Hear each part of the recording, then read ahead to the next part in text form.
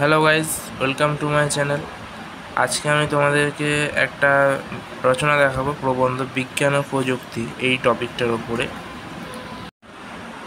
First হচ্ছে আমি এখানে একটা বীরেন্দ্র চট্টোপাধ্যায়ের লেখা একটা কবিতার লাইন তুলেছি। তোমার কাজ আগুনকে ভালোবেসে উন্মাদ হয়ে যাওয়া নয়, আগুনকে ব্যবহার করতে শেখা। ওকে, তো ফার্স্ট, পৃথিবীর শ্রেষ্ঠ জীব হলো মানুষ।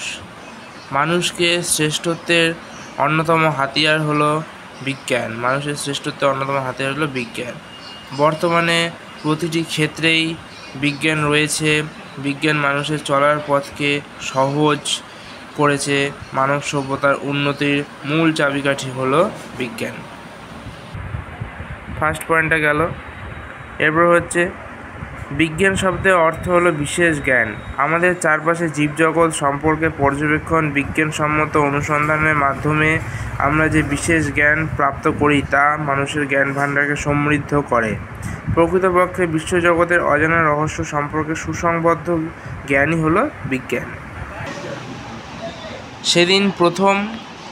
সেদিন প্রথম আগুনকে আবিষ্কার হয় সেদিন থেকেই মানব সভ্যতার উন্মেষ ঘটে। এরপর থেকে বিভিন্ন আবিষ্কারের মধ্যে দিয়ে সভ্যতার অগ্রগতি ঘটল। মানুষের কৌতূহলী মনকে নানা প্রাকৃতিক বিষয় সম্পর্কে আগ্রহী করে। তার ফলশ্রুতি হিসাবে বিজ্ঞানের আবিষ্কার।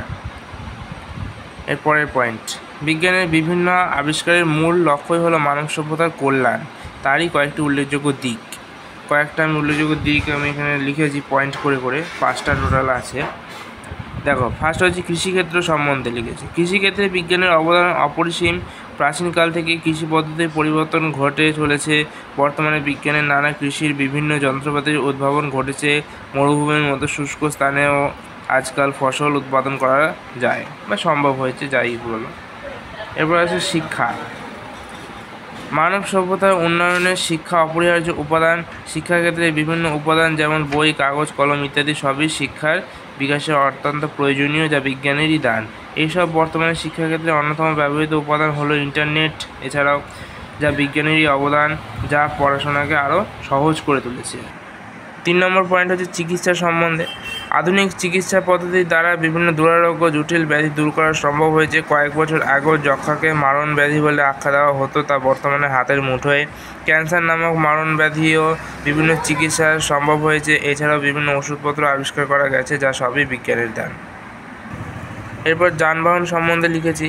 আদিম মানুষ পায়ে হেঁটে দূর দূরান্তে যেত। বর্তমানে বিভিন্ন যানবাহন এলো, যা মানুষের চলার পথকে সুগম করলো, যা ব্যবসা বাণিজ্য প্রসার ঘটায়। শুধু তাই নয়, তথ্য প্রযুক্তির উন্নতি ঘটেছে, যার বিভিন্ন মাধ্যম আছে, টেলিফোন, মোবাইল, ইন্টারনেট ইত্যাদি। 5 নম্বর, দৈনন্দিন জীবনে সর্বত্র বিদ্যুতের আরোহণ। এটিও বিজ্ঞানের দ্বারাই সম্ভব হয়েছে, যে এটি বিজ্ঞানের চলার পথকে সুগম করে। বৈদ্যুতিক বিভিন্ন যন্ত্র যেমন ফ্যান, লাইট, টিভি ইত্যাদি মানুষের কাজকর্মকে সহজ করে তুলেছে। এত সব কিছু সম্ভব হয়েছে বিজ্ঞানেরই কল্যাণে। যদিও এটা আরেকটা পয়েন্ট, এবার ওই পয়েন্টটা চলে গেল। যদিও মানব সভ্যতার কল্যাণে বিজ্ঞান অন্যতম লক্ষ্য, তবুও বর্তমানে বিজ্ঞান কিছু অপকারিতাও রয়েছে।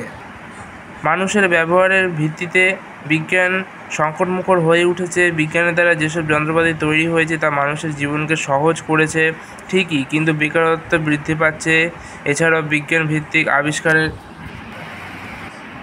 কোনো ক্ষেত্রে পরিবেশের ভারসাম্য নষ্ট করেছে। ফলশ্রুতি হিসেবে পরিবেশ দূষিত হয়ে যাচ্ছে। পৃথিবীর মেরু অঞ্চলে বরফ গলছে, বিশ্ব উষ্ণায়ন ঘটে চলেছে। বিজ্ঞানের ইন্টারনেটের দ্বারা বর্তমান ছাত্রজীবন সোশ্যাল মিডিয়া আসক্ত হয়ে পড়েছে, যা ছাত্রজীবনকে বিনষ্ট করছে। ভবিষ্যৎ অন্ধকার হয়ে পড়ছে, পারস্পরিক সম্পর্ক বিচ্ছেদ ঘটছে।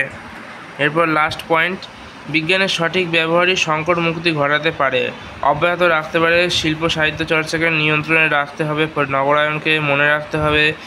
বিজ্ঞানের জন্য মানুষ নয়, মানুষের জন্যই কিন্তু বিজ্ঞান, তবেই তৈরি হবে সুন্দর পৃথিবী। তো আজকে এই মতোই। তো ভালো লাগলে অবশ্যই একটা লাইক করে দিও আর চ্যানেলটাকে সাবস্ক্রাইব করে দিও, এরকম আরও পেতে গেলে। Thanks for watching.